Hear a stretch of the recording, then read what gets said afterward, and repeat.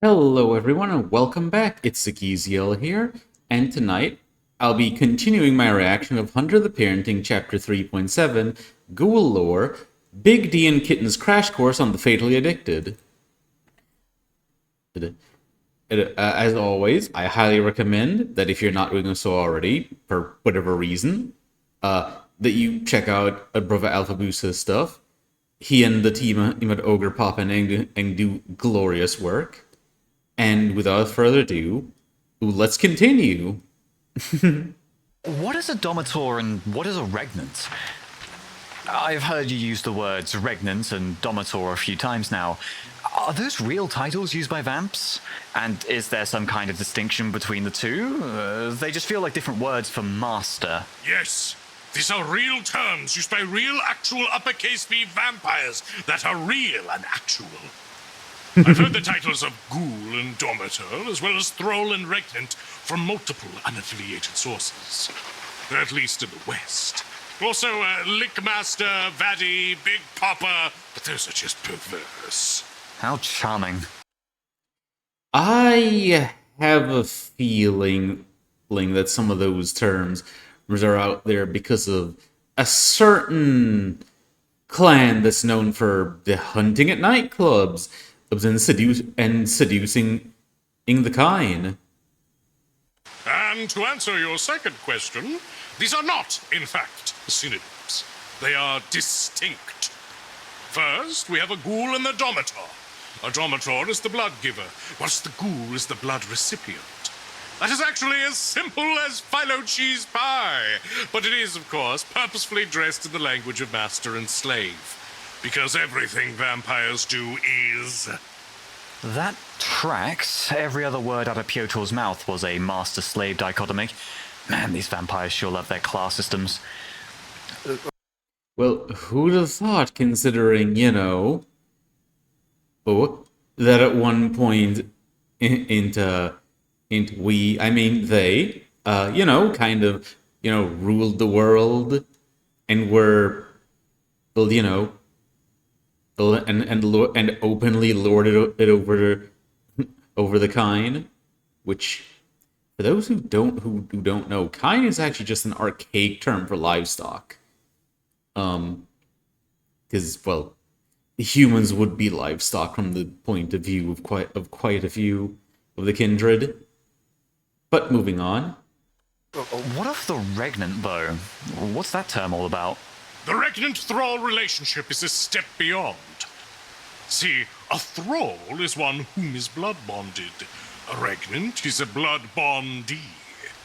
Here, the master and slave analogy is far more literal, an inseparably attached imposition on the existence of the bond. A ghoul is many times also a thrall, but not necessarily. Do you understand? Ow! Naturally. And I suppose thrall is equally as derisive a term within the same context? Not always. No? Unlike the term ghoul, a vampire can also be named a thrall. In fact, the normative assumption is that when you speak of a thrall, you're talking about a blood-bonded vampire, as the whole society is structured around it being given that a ghoul is always blood-bonded. Using thrall to describe a ghoul is meant to be redundant. Which, it isn't. But I want you to think it is. As an example for a vampire thrall, take primordial hag Rosalia's regnant. That foul sorcerer had another one blood-bonded to them. The lowly magi they had signed. For as bad as the regnant thrall titles sound, it is the norm in certain social cliques for vampiric thralls to proudly name themselves such, as they partake in a bond or blood wedding, as they might grossly name it. Such self-debasement, whilst frowned upon in many societies, is often not considered an act of social upheaval or a degenerative taboo. Rather, it is considered a noble and necessary recognition of an inevitable hierarchy that serves to keep social order intact. That is, of course, unless the blood bond was imposed by someone of lower clan onto a kindred of higher clan, say. Oh god, two wholly different kinds of caustic jargon. Two? Well, on the notes of the whole, blood wedding thing, on one hand, And from what I've been told, well, the closest thing to a wedding among the kindred is exchanging blood, and blood bonding each other. And the other, which by the way, very dangerous if you're around if you're around a Banu Hakim. The other case, well, the other thing I thought of regarding the whole blood wedding thing is, well, given what being blood bonded that does to you, honestly, I would not be surprised is that they would think to do that. It's, I mean, when your cognition has been altered to that extent, it's like it would only seem that you would shower affection, devotion upon on the one who gives you those rushes of unparalleled euphoria, and who you simply adore ever so much. Ha ha! Who's keeping count, eh? Count! Like Dracula!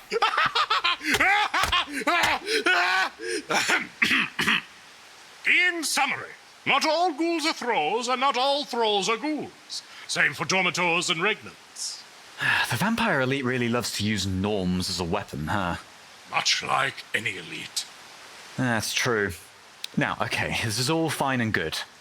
Or, no, excuse me, this is god-awful. True! Except for the god part, probably. A serf willing to do anything at the call of someone as morally bankrupt as Piotr. I can see just how dangerous that is. And there is no limit to how many ghouls or bonds a vampire can have either? The only limit lies in how much vitae a vampire can give. Goodness gracious. But as I understand it, that's still not even as bad as it gets, yeah? Oh! No, no, no, no, no. No, no, no, no, no, no, no, no, no, no, not by far. The eight-legged rat thing we now hunt? Likely a hateful example of just that. Wait. Sir, my scones! Your sconers? My scone! Your sconies? Look! Through the window! They're bloody gone! Scans. Scones! Gnomes! Did the thing take them? Or is Marcus awake? Damnation! Into the... Well, he did kind of forget to actually, put them in the jar or something after the jar of airs fell on the ground and broke. House, quickly!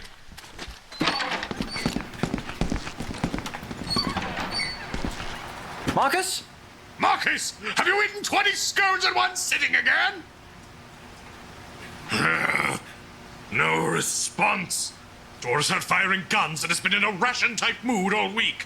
And boy does not eat bread or British food. Sir, look! Well, he is American and seems to eat pretty much just meat. There's also Marcus still asleep, it seems, but I'm pretty sure if you put, was it again, oysters that Marcus is that incredibly voracious about. Just put oysters on the scones and then Marcus will probably slurp down 20 of them in a single sitting. Look! A trail! It leads out onto the pool deck through the window. Should we follow it? Yes. Oh god, my scone! We've been sconed! Quickly and quietly. Open the door out into the deck. Be wary. We do not know what this creature is capable of. Right. Again, like, given that he's saying an eight-legged rat thing, I'm still assuming that either A, it's either a large spider of some kind, or just two rats. Blimey, that reminds me. Ghoul powers. There's the matter of the smattering of vampire magics that you mentioned. They gain a whisper of their master's powers. What does that entail exactly? I will not lie, dear boy. I will not lie. But I will get entirely within your personal space, okay? What I'm about to divulge is of the utmost sensitivity and confidentiality. You, I can trust with it. But the others, not quite yet. Have faith that I will tell them when the time is right, and not a second sooner. Understand me, dear boy? Okay. But I will first point out the scone trail. The scran, the scroak, the skrelv, the trail. It leads to the pool house. Oh. I do wonder, though, why he thinks is that Marcus and Dor aren't ready for this kind of information yet, but Kitten is. Well, in the case of Dor did say one time that the things Big D has told him have terrified him. And in the case of Marcus, well, Marcus is very curious and is probably going to try to experiment or something again. Oh, it does. But what an odd trail. From the window onto the pool deck to the pool house. Scran, the scone snatcher, was following the very edge of the deck, pressed against the house walls, until it ducked beneath the deck table, then sprinted into the pool house. Is it because of the rain? Because that would be odd. If we assume that this is like an 8-legged rat, rats aren't known to fear a light rain like this. Could this be a ghoul thing? Ghouls can inherit flaws from their master or develop new idiosyncrasies. But I've never heard of a fear of rain. We had better move quickly. Right. I'll open the door. A fear of rain? To me, that sounds kind of like the Legacy of Kain games. Where, well, a particular one where because vampires are so unnatural that just being out in the rain, for example, hurts them because the natural world thoroughly rejects them.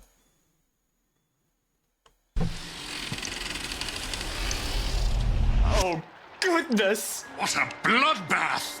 Or perhaps a thread bath? My scones! My fine home-baked scones! Ripped apart like the common 99p loaf! I'm so sorry, son-in-law. We should never be a victim in the fight against evil. I wanted to treat the Arcanum to my family's scone recipe again. Hold a moment. The creature could still be here. What? There's an easy way to figure that out. No, wait. Go! The water Okay. jet's etched itself all over the woods. Oh, the pool house and the deck stains all patchy and... Oh god, a plank snapped! Son-in-law, look. What? Son-in-law! Look closer. Oh. It wasn't visible under the deck stain. But now that it's been blasted away and I have to repaint it again... Focus. Sorry. These are claw marks. But they're only here, and they've left almost like small craters behind them. All Can you craters. suss out what happened? Sounds like if it is a rat, well, it's definitely not a spider thing then. And while spiders do have tiny paws, I don't think they'd leave claw marks at. So, yeah, definitely onto the rat then. But it sounds like it may have had, I believe it was potence, increasing its strength, or to drive its claws into the wood to scale vertically. Oh shit! There's a small dent on the roof right above. Did they jump up onto the roof from here? Can they do that? Let me tell you about just that. Sure, but what if it can hear us? We'll move out and go to Dor's workshop. Given our findings, the creature seems to not like rain. It's likely hiding by the chimney. Or perhaps even in the attic. Okay. We'll go get one of the ladders. Let's go.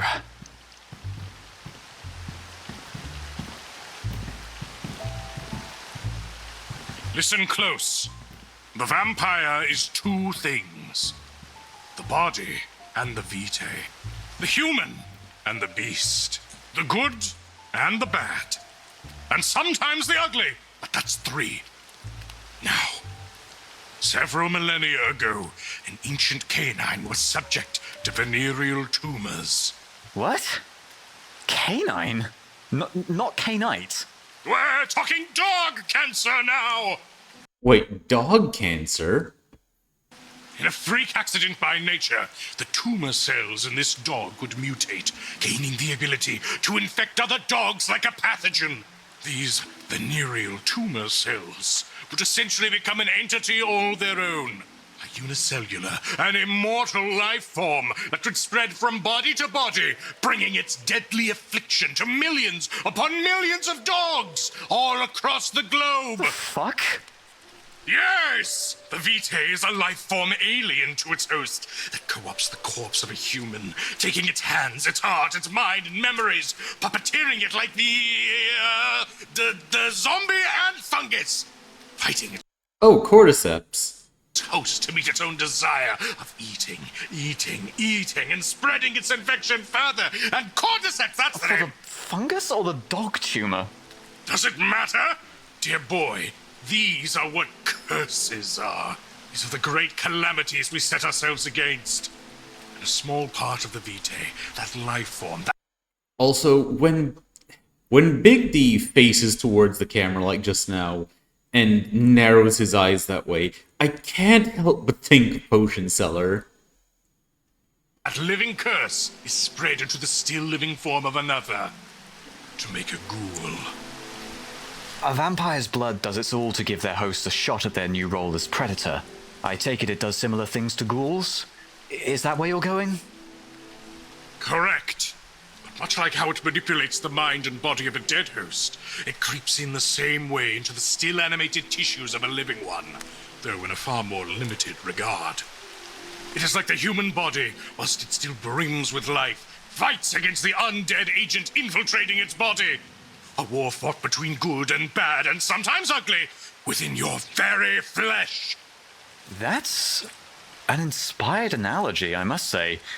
But, whilst the vampire blood asserts its control, I take it the ghouls are able to make use of the same arcane abilities that their domator employ?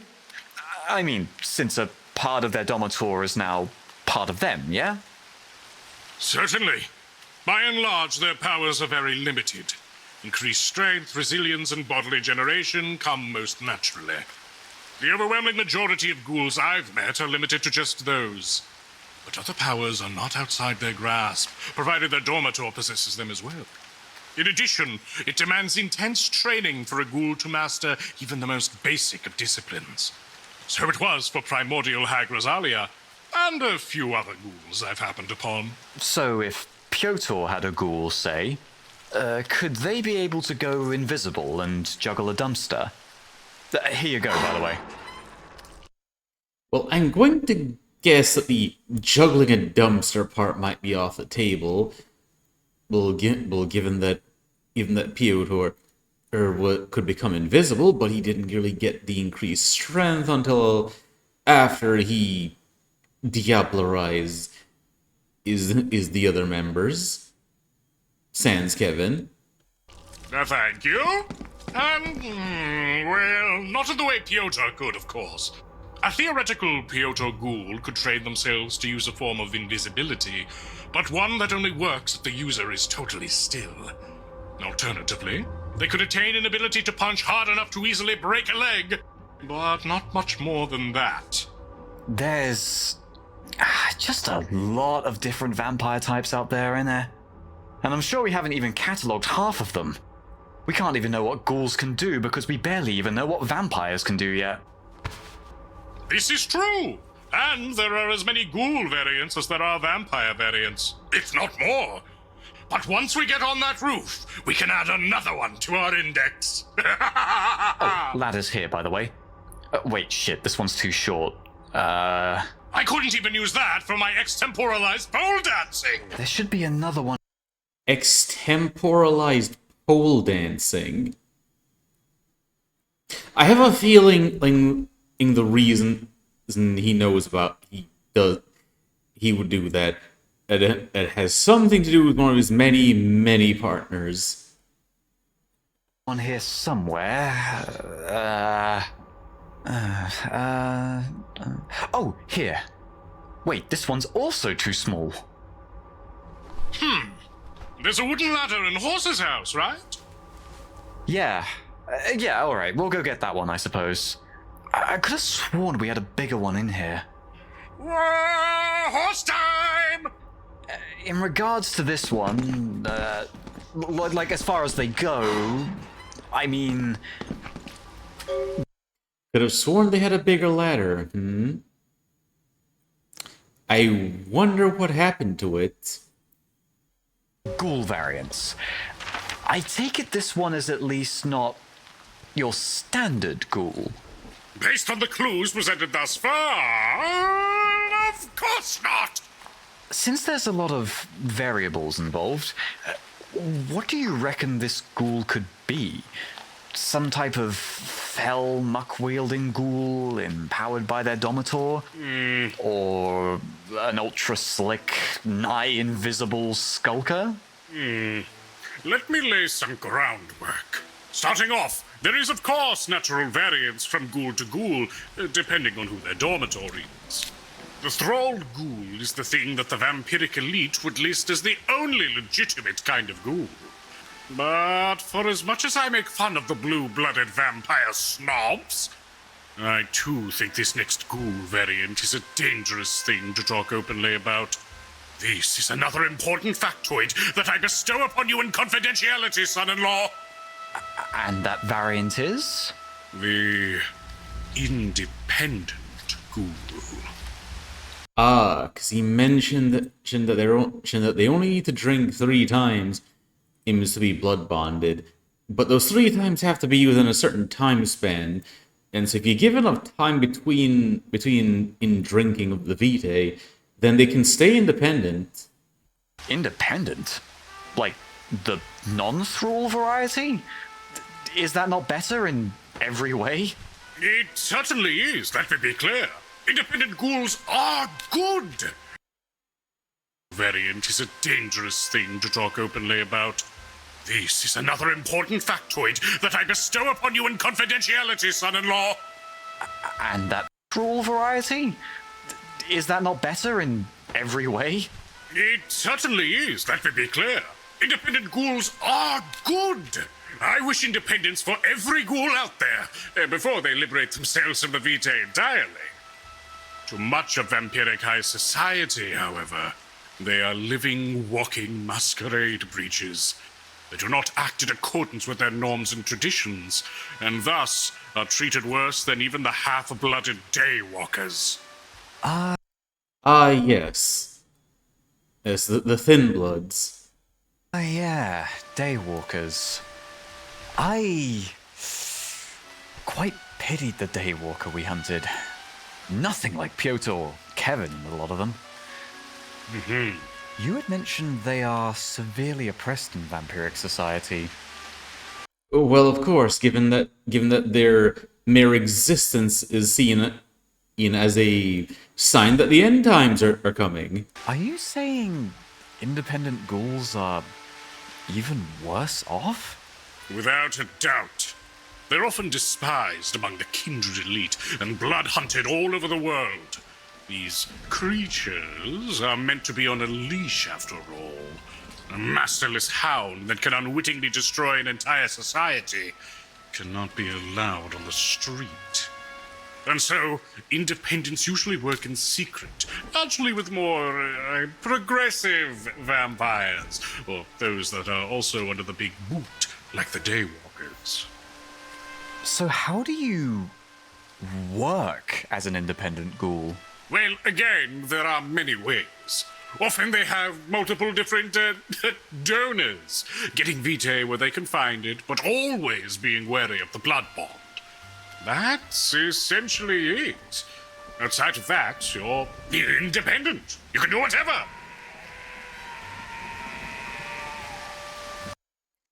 Was that Krakus again?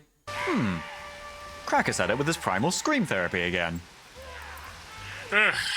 Neighbors. Holy shit! Okay, machine gun fire? Who's shooting his outhouse? Oh no. He'll be all out of house before long.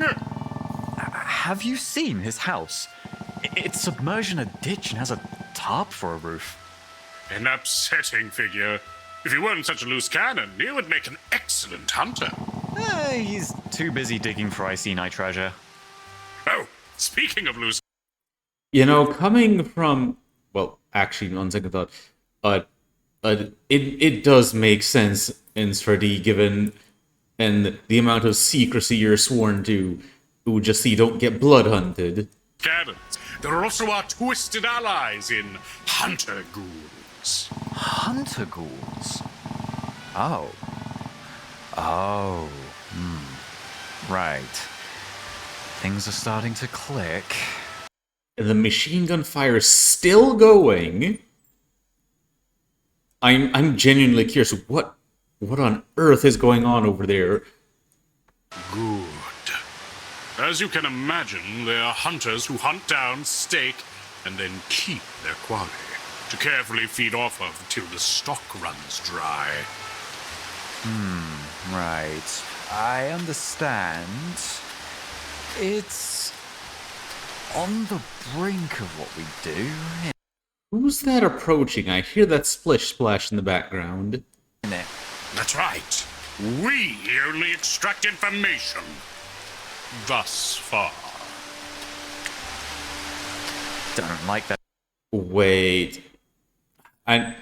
Machine... I have a feeling that Door just used...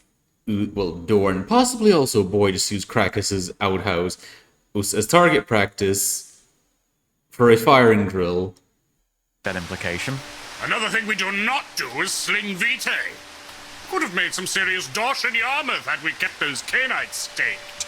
I'm not sure. I jest, of course.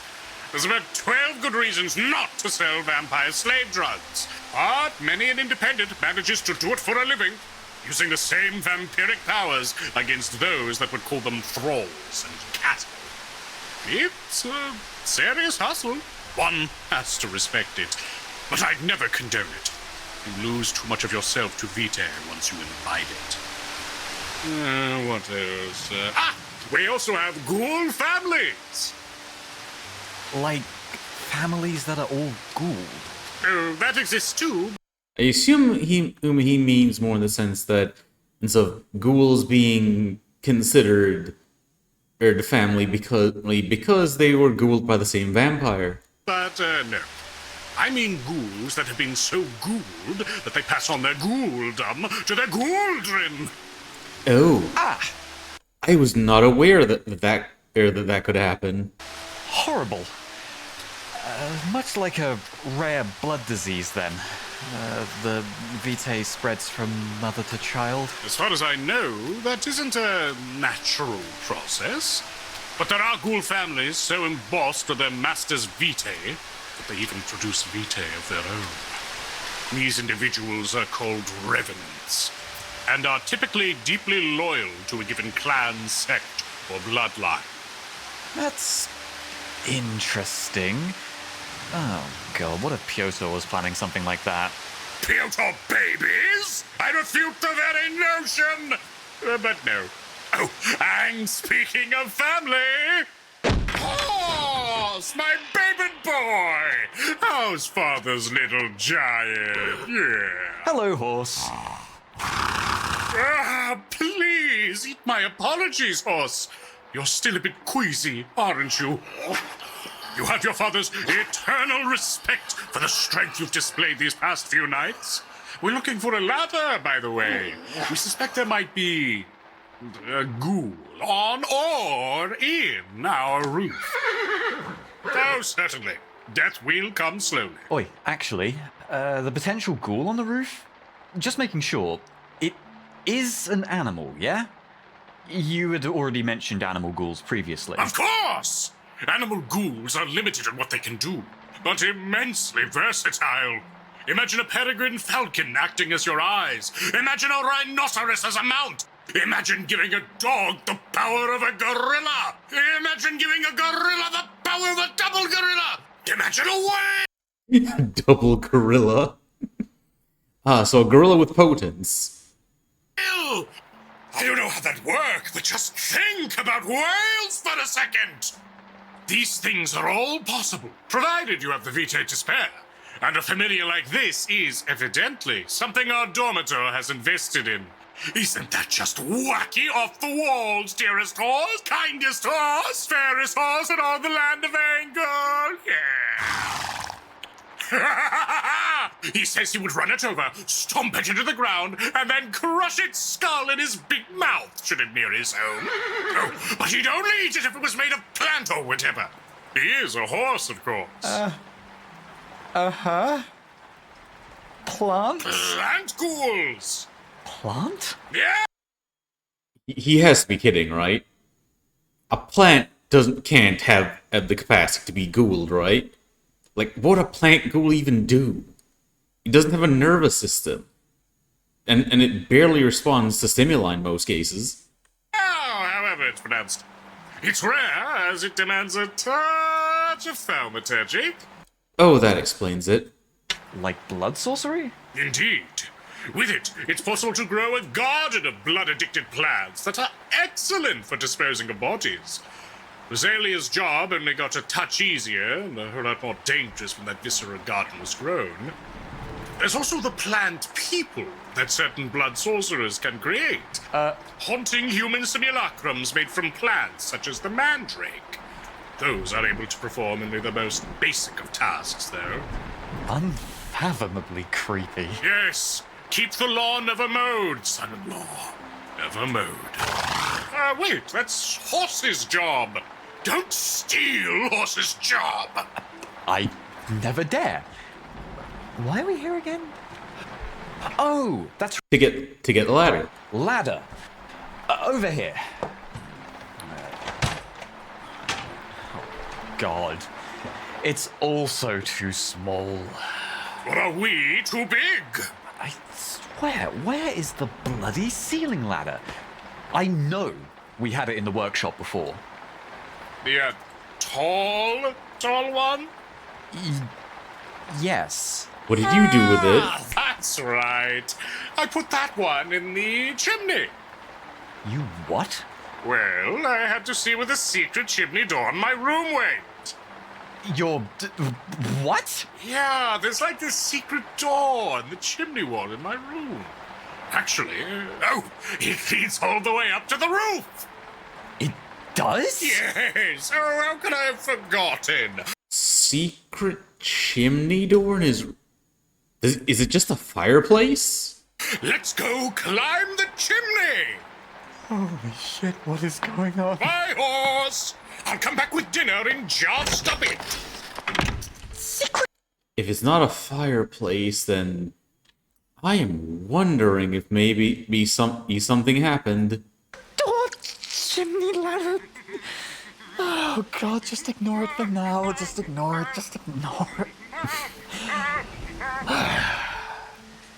You know, with all this in mind, with how the ghouls are made, I really can't get in the headspace of someone who'd do any of this. It's gross, immoral, senseless. all kinds of bad words. There are not enough bad words in the world's collated lexicon for the true depths of evil that can be inflicted on mankind by the worst of these slavers. I mean, just ask Officer Chapman, and he wants to be a ghoul because, well, keeps him young, keeps him strong. He'll be able to lift both of his kids over his head when they're 30. Really? And these true depths of evil? What do they entail? I will not linger on this for long, as these things are...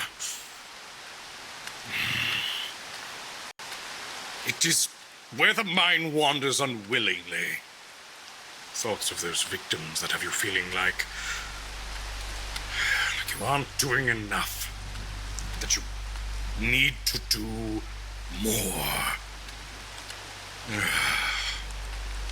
And what are done to these victims?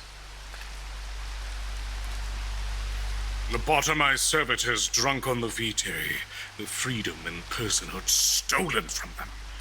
They take these people, like you, like me, like our family and friends. Imagine it! The complexity of our lives, the worth we place in our memories, our abilities, our moments, and our place. They take it! They take it and literally mold them away in favor of grotesquerie with the hateful, hateful magics! They form and reshape their minds, their bodies to shapes and sizes utterly inhuman. They trap these people within their own skin as they take their all, and like vile caricatures of sculptors, carpenters, crafters, and leatherworkers, these fiends fashion their desires out of their victims. Living furniture that cannot scream, walking blood taps with spigots of innards, animated art mercilessly bent just the perfect angle. Gargoyle folk bound by ritual to a particular place, ever to guard it, unable to leave it. Blood-bound cabals of wizards and fae, the pure stuff of raw imagination, squeezed and siphoned until nothing remains. It sounds like he had quite a few run-ins with cleanse meats, given what he's describing. People turn to bird feeders for unspeakable specters, hungrily eating their flesh, their essence, hulking abominations made of entire families, parents, grandparents, children, their sinew and flesh inseparably fused like sickly mixed mince. This all... Stop! This all is... Stop! Stop. Okay, stop. I don't need to hear anymore. Apologies, son-in-law. I got carried Get away. It's fine. It's just... I don't like this. At all. It makes me want to... This all makes me want to... Do more. Yeah. I want to... save this person. In the chapter house, I mean. Whoever it is. They deserve better. We won't save just them. We will save them all. So...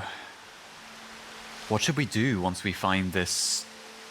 poor thing in our house? Kill it, probably.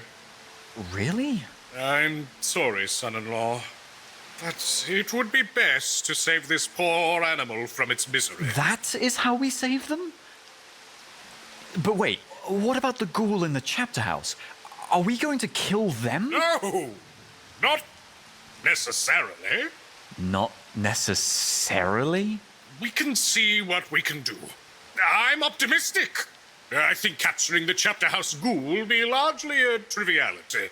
After that, it's up to us figuring out the finer details of their ghouldom and just how deep it goes.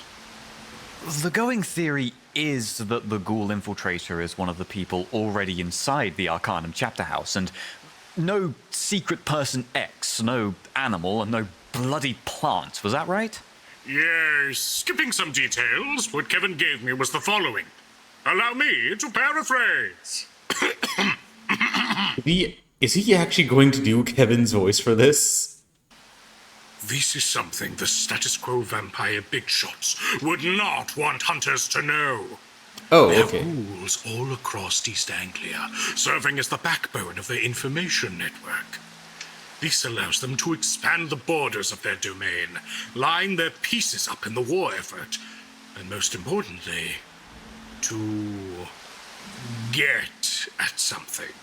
Something that, as of now, remains unknown. Oh boy.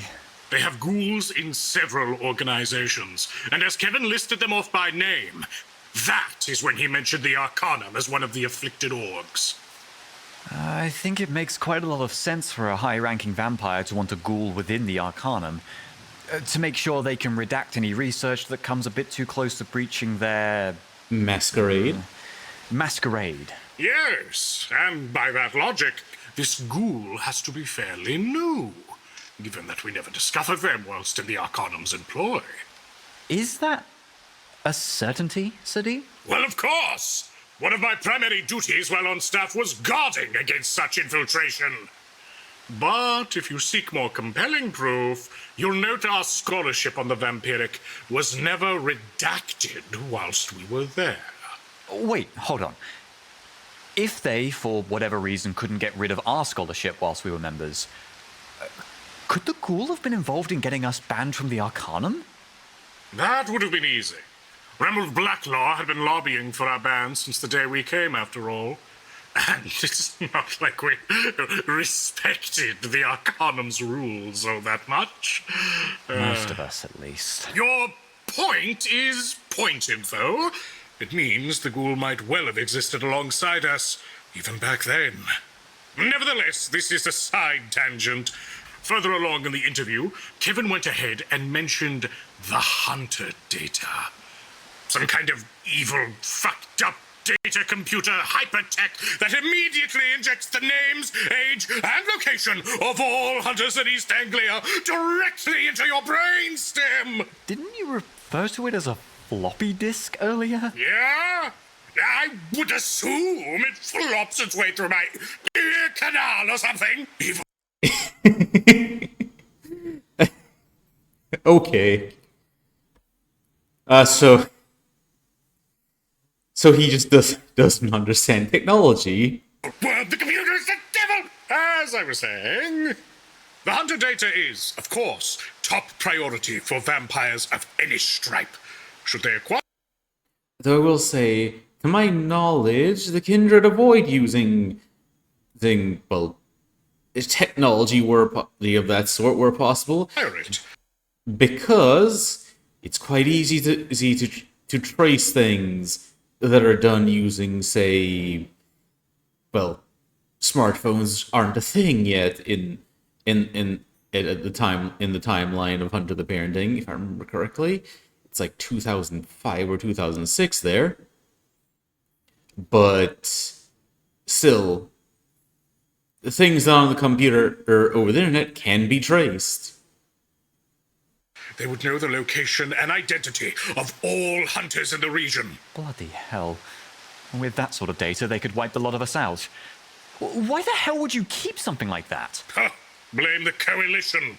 Under their watch, power and influence over the unaligned hunters will always be a higher priority than their security. Ah, what idiots! I can start to see why you're so fervently anti-authority, Sadi. Excellent! We'll make an enemy of the state of you yet! I wouldn't go that far. Regardless, Kevin first learned of the data when he was still part of polite vampire society. The Camarilla, yeah? Yes. Did you learn that name during the interview? They kept bringing it up alongside something called Anarchs and their own Sabbat membership. That's what I mean when I say practical learning. You'll always get better information out of the local ne'er-do-wells than you ever will from my generalized understanding. But yes, he first learned of it as part of the local Camarilla. But then learned more whilst hanging out with Piotr, as apparently the Sabbat had a spy within another org that works with the Arcanum. Allegedly, they finished compiling the Hunter data only recently. So the ghoul is going to be after that data, but it's likely locked within the archive, so it won't be easy to get at. I can't imagine the ghoul is in any particular rush if they're a more permanent resident. I can only imagine them getting a bit panicky when we hit the scene. And depending on... Wait, but it... Well, that implies that there's two spies. One from the Sabbat and one from the Camarilla. how they respond, we will respond in kind. Hopefully we can get through this without wanton violence. Well... Now, your room, was it? Yes, quick! Quickly! I'm curious to see what this secret Yes, chimney quick! door is. I love my room. I've been meaning to ask, how did you get that bronze horse statue in here? Ah, yes, the horse of Saint Mark. You see, it's actually made of copper rather than... Wait! Shh! In here.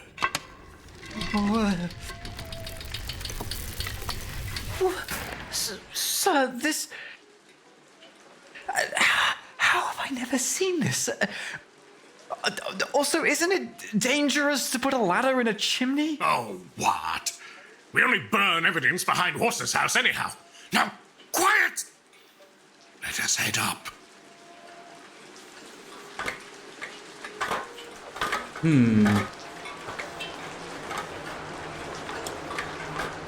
Stop here.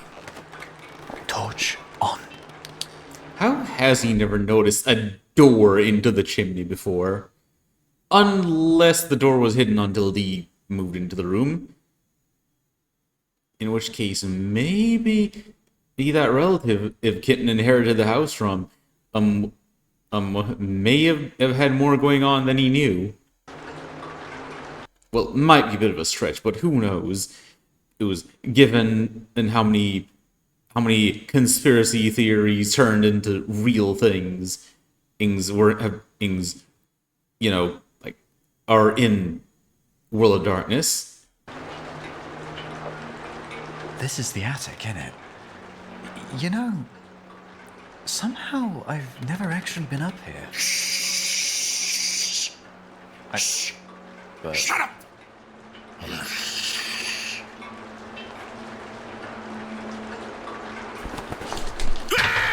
Pressure washer attack! goodness bleeding gracious, you blasted a hole in the roof cap! Got away! Damn it! Oh no, rain's leaking in. Crawled into the walls! Oh god, insurance won't cover this. Do not divest your attention in such worldly things, son-in-law! Did you see it? Or rather, them. There were more than one? Two. And those creatures, they were not rats. What? Here, trumpet!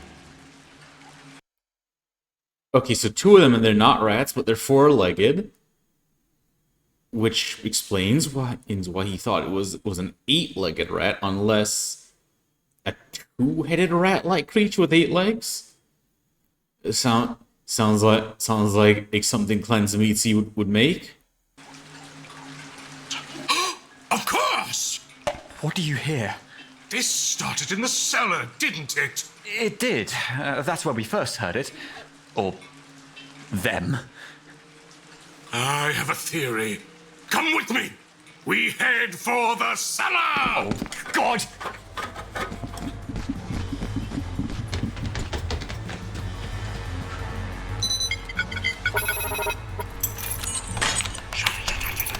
Wait. Oh yeah, the cellar. Into the Right, the cellar or still had quite a bit of vampire blood down there. Could it be that either they just had rats that fed off of some of the leftover blood before everything got cleaned up by the police? cellar! Wait, watch the slippery! Step! Shit, Sadine! Damnable ghost of pewter pat! Would you look at that? What's going on? There is the pressure washer. Throw it down now! Oh shit, where is it? Fuck you, poor things! Oh, it's up here! Sadine, catch! Take this, you! But where did they go? Did they go invisible? No, they ran away at great speed before I could shoot. They could leap at us from any corner. Shit! Okay, so from the sounds of it then, they may have, I believe it was celerity that allows for bursts of speed. Sadie, blast the roof with the pressure washer. The roof? Well, they hated the rain, didn't they? Have water sprout all over the room. Your brain cracks at the seams. Let's make it rain. 3, 2, 1. Pressure washer, go!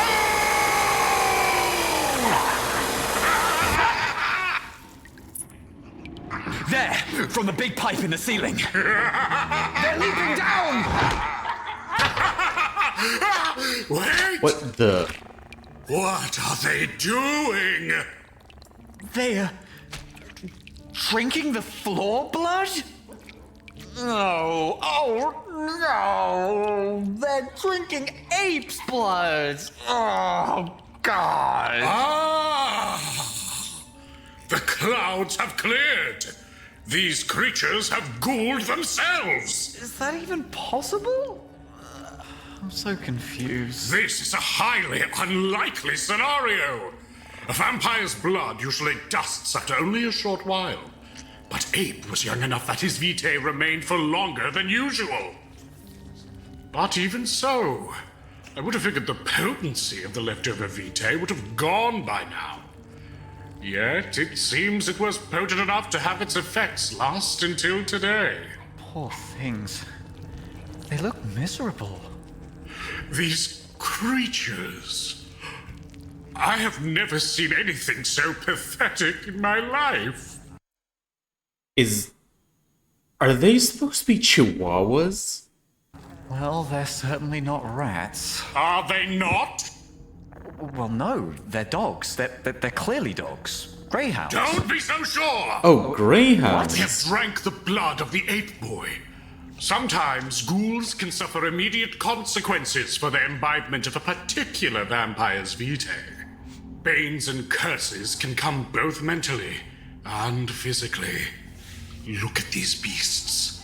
Abnormal, spindly legs, balding, spotty hide, curved abnormal backs, ears like skin flaps, eyes too big for their skulls, snaggled teeth, and this constant nervous shivering when not snout. So a chihuahua. Deep necks unnaturally bent, lapping at that accursed spill. They suffer a goulash of mutations, carried from the drinking of the already highly volatile and beastly blood of the ape. Sadie. These are clearly just normal greyhounds. There is nothing normal about these goblinoids. Greyhound owners say the same thing. Not be so easily deceived. They could be in-stretched rats, predatory muntjacks, or, of course, ghouled fey creatures. We are in too deep.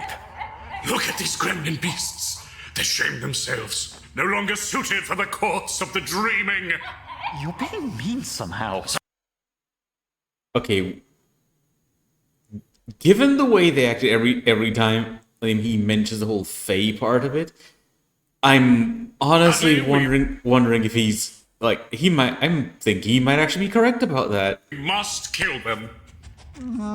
Sir. If we pour epoxy into the vitae, we could make a rudimentary glue trap. No. Perhaps an asbestos bomb is in order? No. Fine. They are rather cute from a certain angle. Devilish little creatures. Therefore, I will simply and humanely slap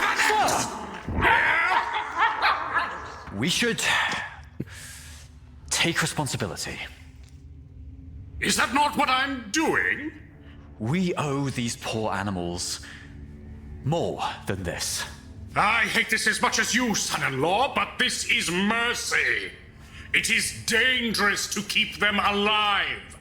Not only to us, but to themselves. Why?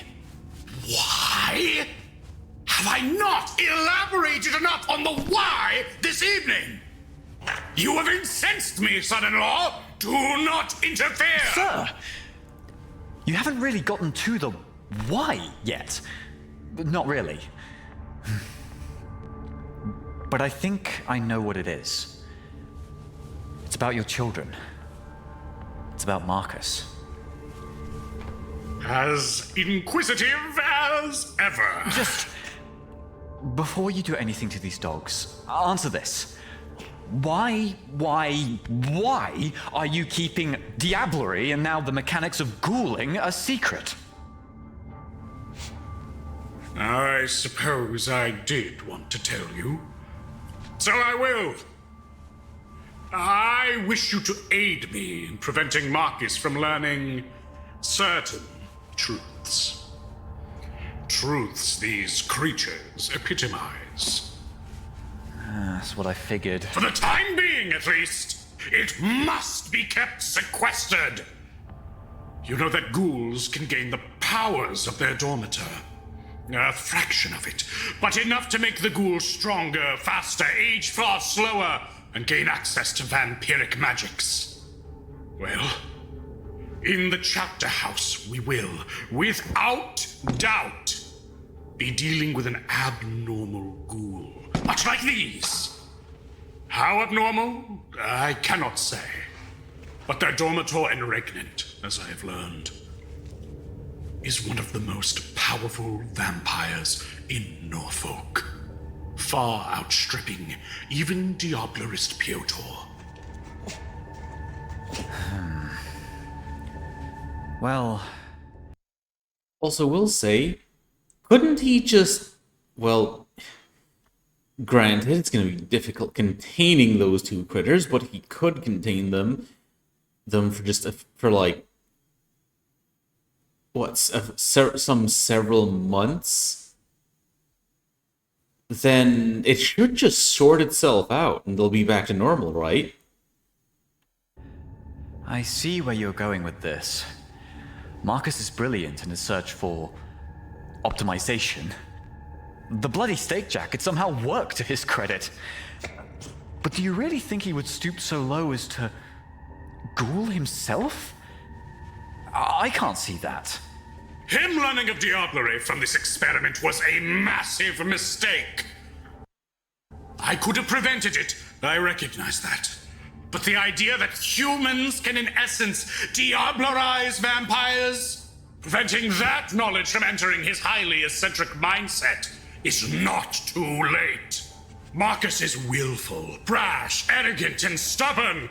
If he believes he can master vampire vitae without falling prey to its wiles, he will do it.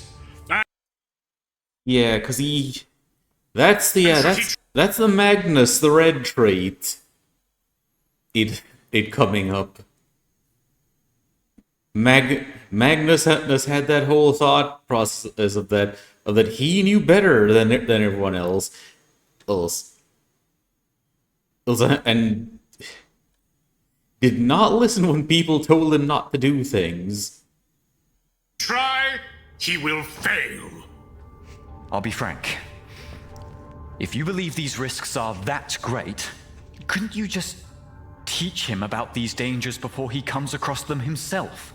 Marcus never lets danger stop him, even at the cost of a functioning brain. Just like his father.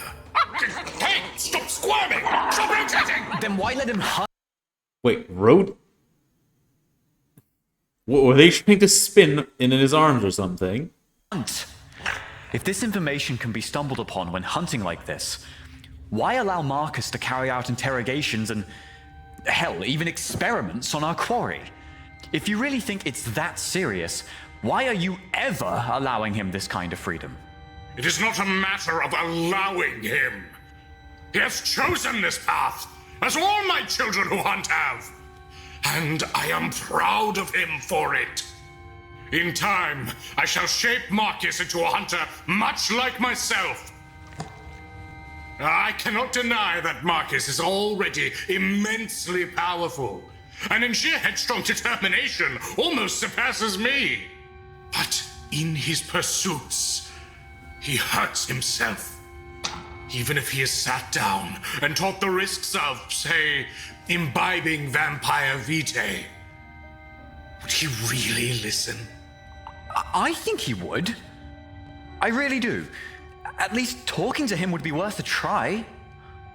You might not have noticed, but he sees vampires, what they can do, their power, and yearns for such power himself. He cannot help it. I can fully relate. Almost any hunter can. But that kind of power will damn him. And why would he care if it damns him? His damnation could save thousands. He thinks he can overcome such a curse and balance the scales, but that's hubris. And Marcus has yet to comprehend the true reality of damnation. Only once he discerns it for himself can he know the cost of that path. I was hoping that, given the freedom to face them of his own accord, he would learn.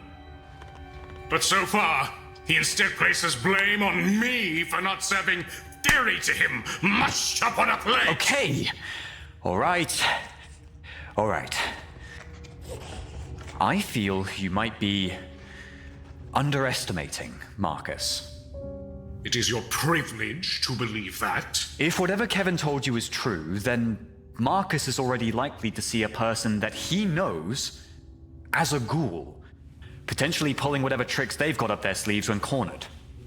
If it is so, I hope that, in itself, is the lesson that will get through to him.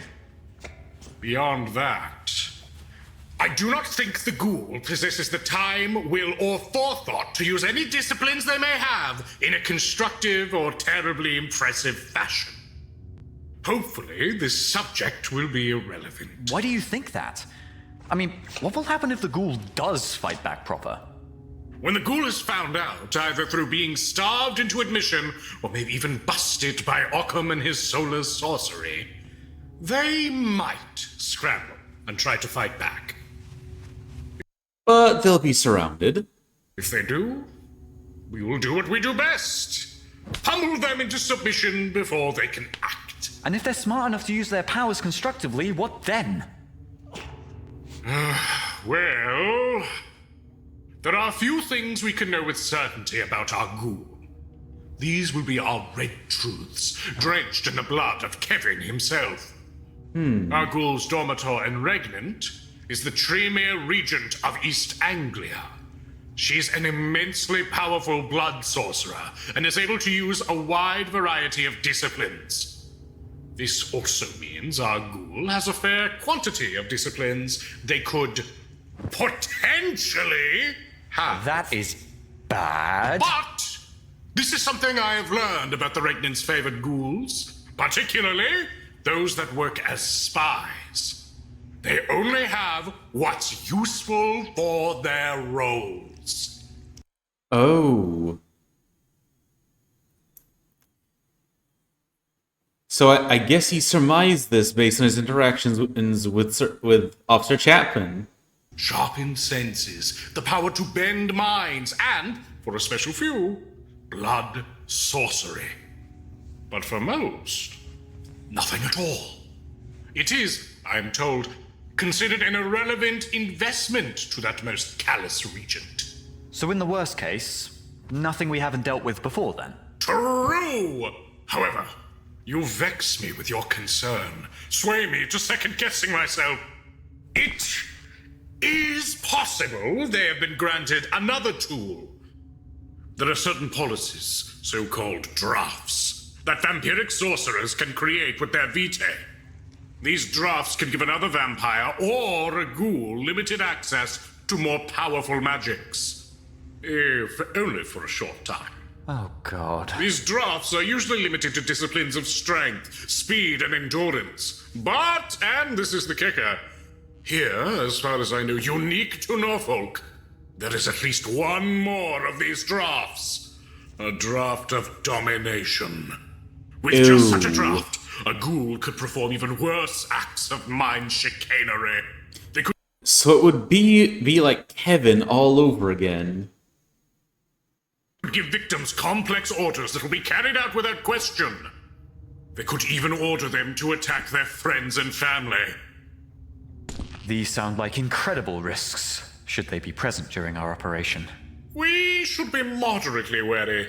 Yet the risk of this draft being present, I find, is not outweighed by the risk inherent to Marcus's knowledge expanding too far. Sadi, sorry, but why are you so cavalier towards the threat of this ghoul compared to your worry over Marcus? What if the ghoul ends up a significantly larger threat than you're expecting? I also, just by the way, find it amusing seeing how those greyhounds that have just been sitting back there are just watching all this entire time. They've been, for the most part, actually, rather chill about all this. My priorities are not that skewed. If it becomes relevant, I will have to give in and inform. Oh my god, I'm informing. No. Oh, the idea of actually telling Marcus what's going on indirectly sickens him to that extent.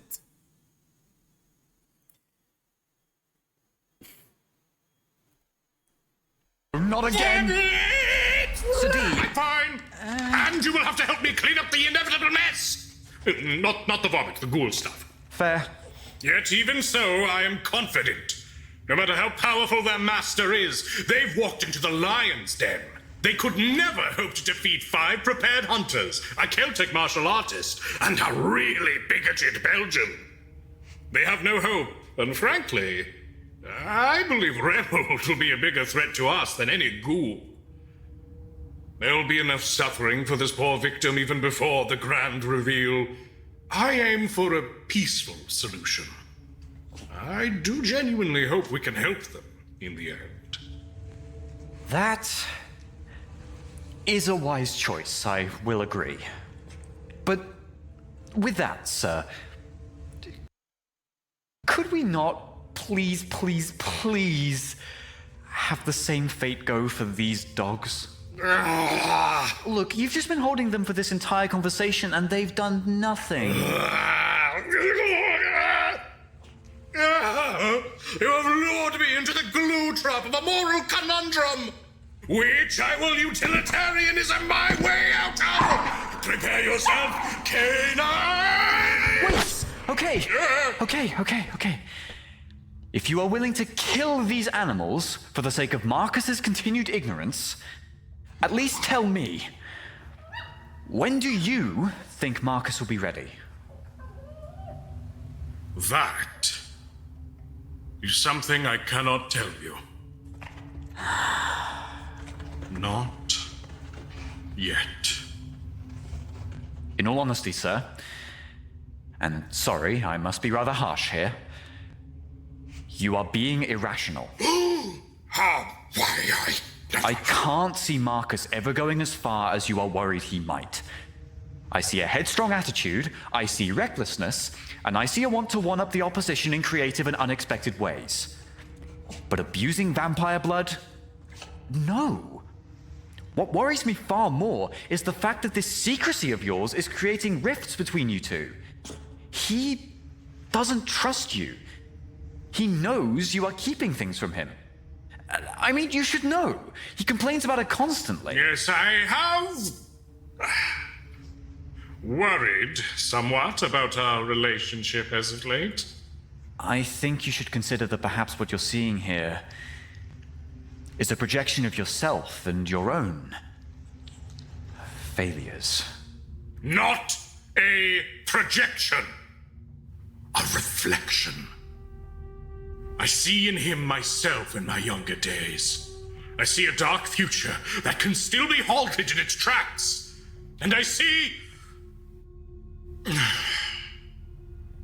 that ghouldom is only the surface of an abyssal trench. One Marcus has already once stared into. I think I'll pause here and continue this another time. It's been a bit of a long night. But I hope you've enjoyed watching with me. And until next time, ta-ta!